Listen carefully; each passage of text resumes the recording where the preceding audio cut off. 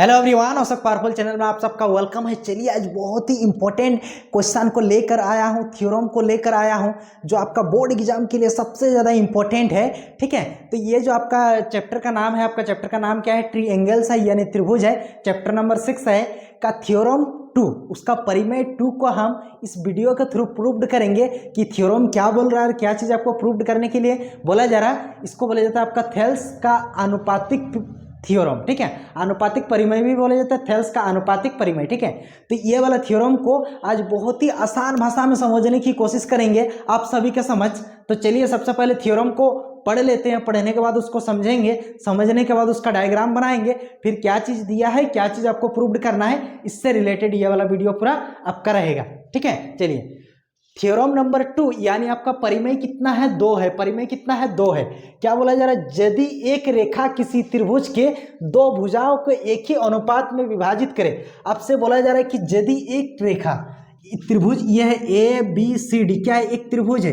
ये एक त्रिभुज है और उसमें से एक रेखा को खींच रहे हैं और वो रेखा क्या कर रही है? दो भुजाओं को प्रतिच्छेद कर रही है। तो ये एक त्रिभुज है ना, और ये जो है आपका डीई रेखा क्या कर रही है? ए बी और सी डी भुजा को दो जगह पर प्रतिच्छेद कर रही है। ए बी को डी बिंदु पर और एस सी को ई बिंदु पर प्रतिच्छेद कर रही है। तो आपका क्वेश्चन में बोला जा रहा है यदि एक रेखा किसी त्रिभुज के दो भुजाओं को एक ही अनुपात में विभाजित करे, जब यह प्रतिच्छेद कर रही है तो उस समय ये त्रिभुज का जो भुजा है यानी ए डी बट्टा बी डी और ए ई बट्टा सी ई, ये दोनों क्या है? आपका समान अनुपात में विभाजित है, मतलब दोनों बराबर है। इसका जो रेशियो है वो आपस में क्या है? बराबर है। मतलब ए डी बट्टा बी डी और ए ई बट्टा सी ई बोलिए या फिर ई सी बोलिए, दोनों का रेशियो आपस में क्या है? बराबर है। तो आपसे बोला जा रहा तो वह तीसरी भुजा का समांतर होता है। तो ये जो रेखा हम खींचे हैं, ये जो डीई रेखा खींचे, ये जो हम डीई रेखा खींचे, ये डीई रेखा किसके समांतर होना चाहिए? तीसरी भुजा।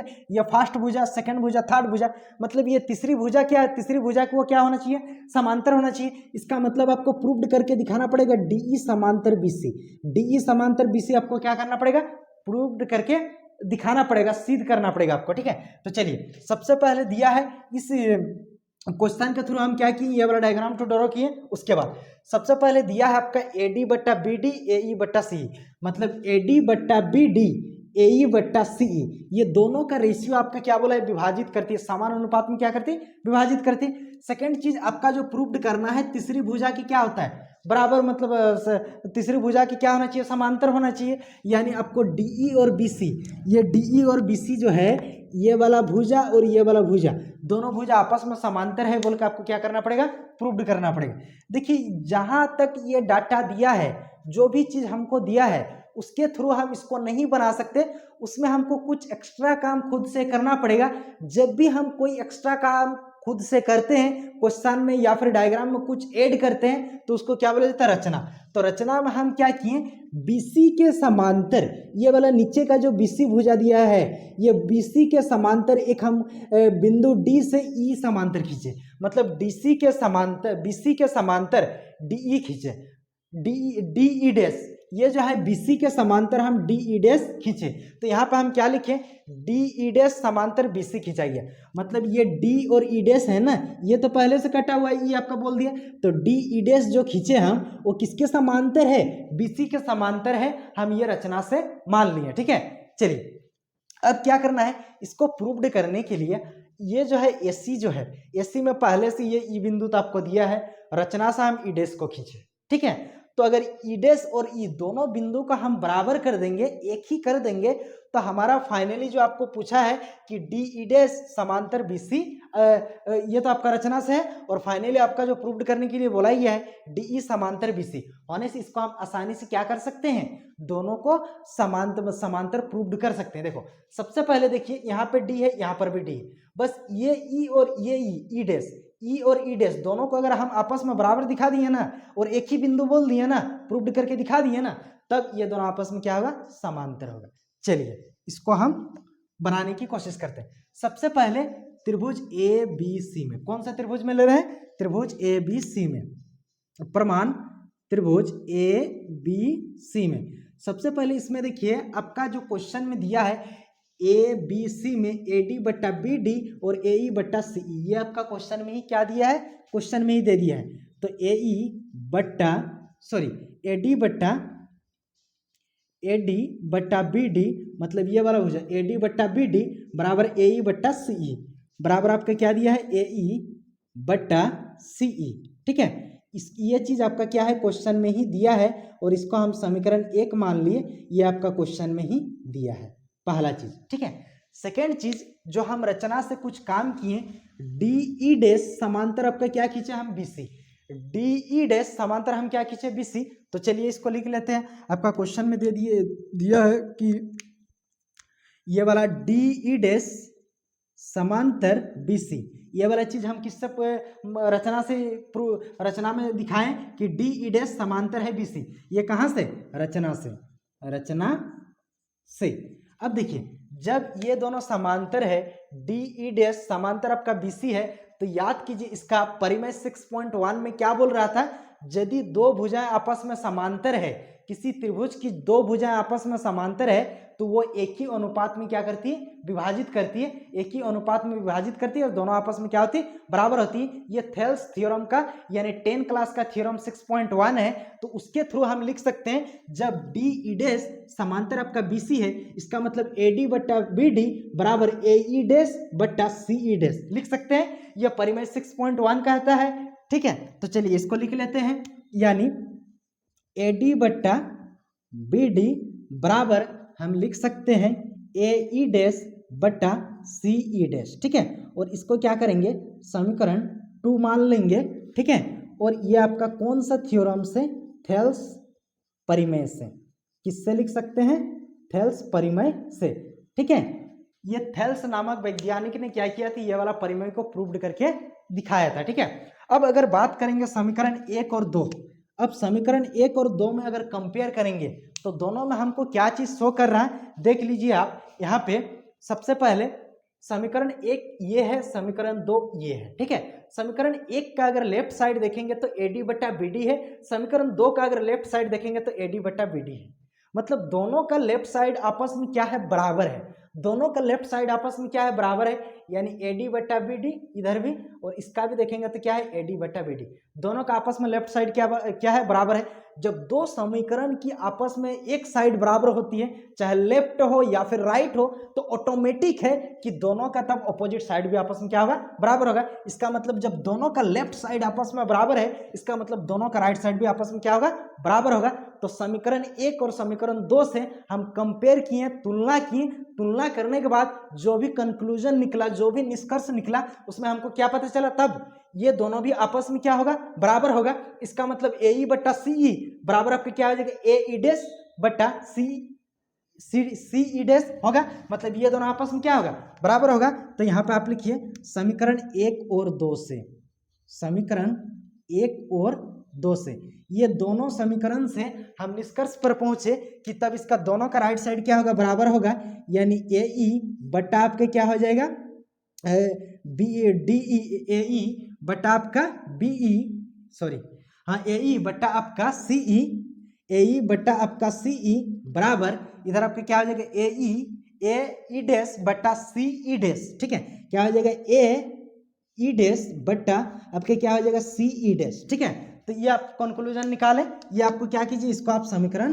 4 मान लीजिए, इसको समीकरण 1 2 माने है ना, तो इसको आप समीकरण कितना मानिए, 3, इसको क्या किए, समीकरण 3 मान लिया। ठीक है, यानी ये दोनों आपस में क्या हो गया, बराबर हो गया। यहाँ थोड़ा सा डायग्राम से देख लेते हैं, ए ई बट्टा सी ई बराबर ए ई डैश बट्टा सी ई डैश। ठीक है, यानी यहाँ पे बराबर क्या आ गया, देख लीजिए, ए ई बट्टा सी ई बराबर ए ई डैश बट्टा सी ई डैश, ये दोनों आपस में क्या हो गया, बराबर हो गया।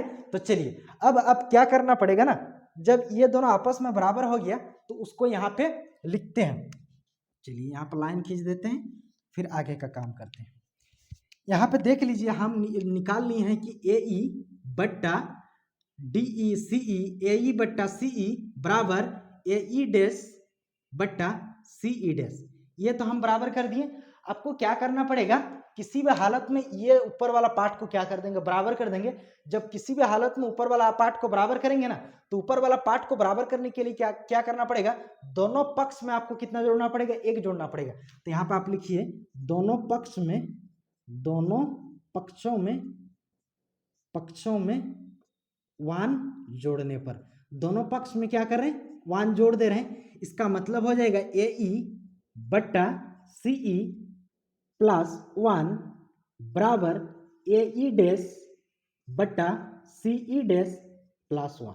लिखें, इसका नीचे कुछ नहीं है, 1 का नीचे क्या नहीं है, कुछ नहीं है, तो हम तो 1 तो मान सकते हैं, कुछ नहीं है मतलब इसका नीचे भी कुछ नहीं है तो हम 1 मान सकते हैं। ठीक है, अगर इन दोनों का लॉस लेंगे तो क्या आएगा आपका CE डिवाइडेड CE, काटेंगे तो कितना आएगा 1 को AE के साथ गुना करेंगे तो AE, ठीक है, बीच में प्लस है तो प्लस, CE डिवाइडेड 1 के साथ डिवाइडेड करेंगे तो CA आएगा, CE को क्या करेंगे 1 के साथ गुना करेंगे तो CE बराबर, इसमें एलसीएम लेंगे तो क्या आएगा CE डैश आएगा, CE dash divided CE dash बराबर कितना आएगा 1 को AE डैश के साथ गुना करेंगे तो AE डैश CE हो जाएगा, बीच में प्लस है तो प्लस चिन्ह दीजिए, CE डैश डिवाइडेड 1 उसको 1 के साथ डिवाइडेड करेंगे तो यही वाला टू आएगा CE डैश, फिर उसको 1 के साथ गुना करेंगे तो CE डैश।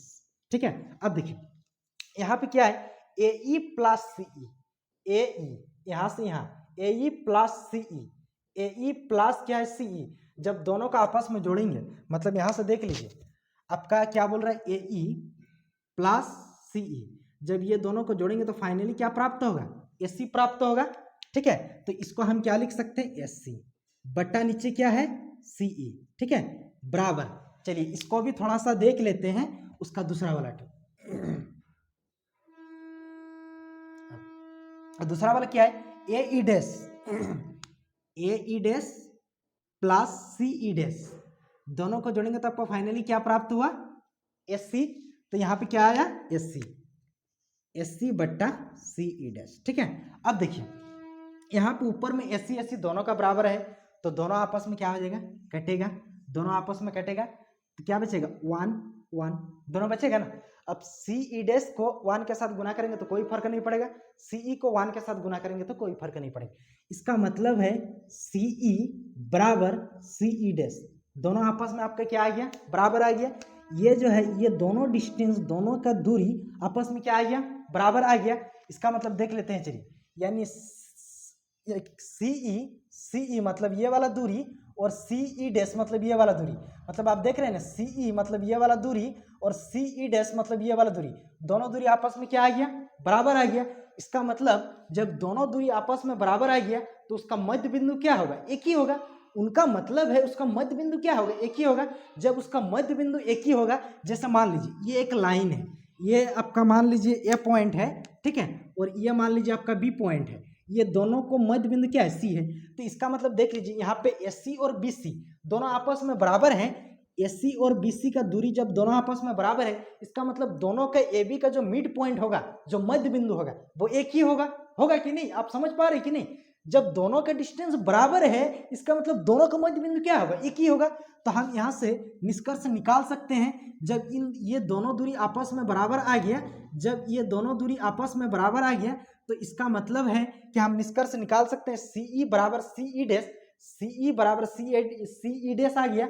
जब दोनों दूरी आपस में बराबर आ गया तो हम बोल सकते हैं कि E और E डैश दोनों एक ही बिंदु है, क्या है, तब हम यहाँ पे लिख सकते हैं E और E डैश,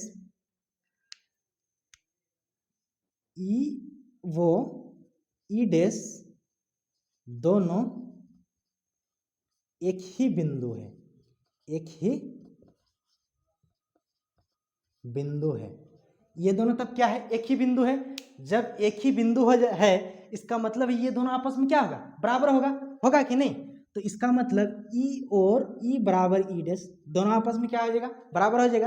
जब दोनों आपस में बराबर आ गया आपका, तो हम आपका क्वेश्चन में रचना से हम क्या प्रूफ किए हैं देख लीजिए, रचना में हम क्या माने हैं कि DE डैश समांतर है किसका BC का, यह हम रचना से मान चुके हैं, किससे मान चुके हैं रचना से, किससे माने हैं रचना से कि DE डैश समांतर है BC का, DE डैश समांतर है किसका BC का। तो यहाँ पे जो हम प्रूव्ड किए E किसके समांतर है E डैश का समांतर है, तो E जब E डैश का समांतर है तो E डैश की जगह हम E लिख सकते हैं, अगर हमको जरूरत पड़ेगा तो E की जगह E डैश लिख सकते हैं और E डैश की जगह क्या लिख सकते हैं E लिख सकते हैं, लेकिन हमको तो चाहिए DE समांतर क्या चाहिए BC चाहिए। जब DE समांतर इसी चाहिए आपको, DE समांतर इसी चाहिए तो हम क्या करेंगे E डैश के जगह पर हम क्या लिखेंगे, ई लिखेंगे। तो यहाँ पे जो ई डैश दिया है उसके जगह हम क्या लिखेंगे, ई लिखेंगे। तो यहाँ से हम आसानी से लिख सकते हैं कि तब DE समांतर आपका क्या हो जाएगा, BC हो जाएगा। और फाइनली आपको क्वेश्चन में यही चीज प्रूव्ड करने के लिए बोला गया था, ठीक है। यही चीज फाइनली आपका क्वेश्चन में क्या करने के लिए बोला गया था, प्रूव्ड करने के लिए बोला गया था। तो इस क्वेश्चन का आंसर आपको जान के कैसा लगा कमेंट सेक्शन में कमेंट करके बताइए। अगर आप इसका स्क्रीनशॉट लेना चाहते हैं तो आप आराम से इसको स्क्रीनशॉट ले सकते हैं, नहीं तो फिर मैं इसको PDF बना के डिस्क्रिप्शन के लिंक में डाल दूंगा, वहां से आप आसानी से इसको डाउनलोड कर सकते हैं। थैंक यू, जय हिंद।